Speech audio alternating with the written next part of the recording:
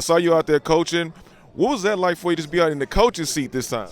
Nah, it was cool, man. I've actually been to a lot of camps. I ain't gonna lie. I think this was my first camp when I was like actually like coaching the whole time. But it was cool, you know. Obviously, seeing the different age groups from the little kids, like the toddlers to the high schoolers, the middle schoolers, and stuff like that. So, but it's cool, man. Obviously, being able to play with Keith in Atlanta for a year and obviously live out here.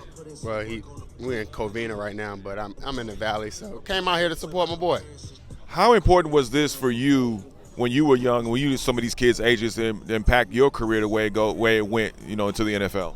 Man, honestly, we didn't even have these opportunities, so that's why I try to like, even when he asked me, I'm like, I ain't doing nothing. Let me come out here, cause it's cool, man.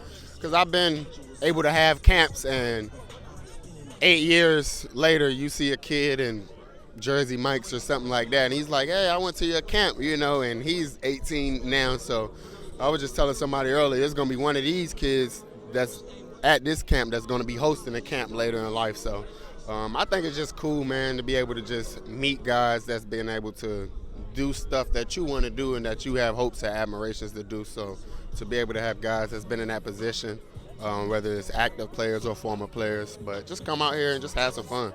How much do you miss the game when you still watch it? Do you still feel like you got a couple yards left in you? Nah, hell nah, man. I just be watching. I just be happy for the young guys, for real. I just get excited, watching the Algiers, the Robinsons, the Jameer Gibbs, the HENs. Like, obviously, the OGs like Derrick Henry and McCaffrey, Saquon. Like all those guys, man. I just enjoy being a fan of the young guys and the older guys, so that's kind of how my take on it, for real. We know we had the news recently. You played with him. Aaron Donald recently retired after 10 years. What was Aaron Donald like? I know you had to go against him sometimes in practice, but I know obviously he was your teammate for so many years. What impact do you feel like Aaron Donald left on this game from your perspective? Man, just relentless. The dominance. I mean, for someone to be so dominant for so long, for 10 years in, a lot of times you can get bored with that, and sometimes people can paint a picture like, oh, he's not what he used to be. It's like, what do you mean?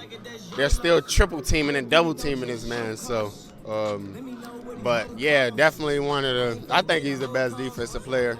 Definitely the best player that I've ever been able to play with. So, congratulations to him. Three-time defensive MVP, Super Bowl champ. Shit, yeah, man. I mean, couldn't ask for a better career.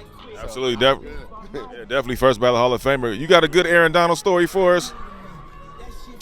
I don't know. I'm not really good with stories, man. Not none that I can think of. If anything do come up, I come back to you. But nothing that I can think of off the top, for real. Who was some? He's done all different types of crazy shit at practice, though. So yeah, it was crazy. When you look at the Rams now, you got PUKA, NACUA. The running game, it seems to be strong. What impresses you about this Rams offense that you've seen with, like I said, guys like PUKA, NACUA, and so many others that have really continued to flourish that offense? Yeah, well, I think the most important thing, right, like you have guys like Cooper Kupp, but that's the best thing about sports, when you actually develop these young players or you draft these good players that's, becoming the new age, out with the old, in with the new. So you see the PUKA, NACUAs, you see the Kyron Williams. Not sure who's at receiver, but them two guys them studs right there. So the future is bright. Let's say that. Yeah.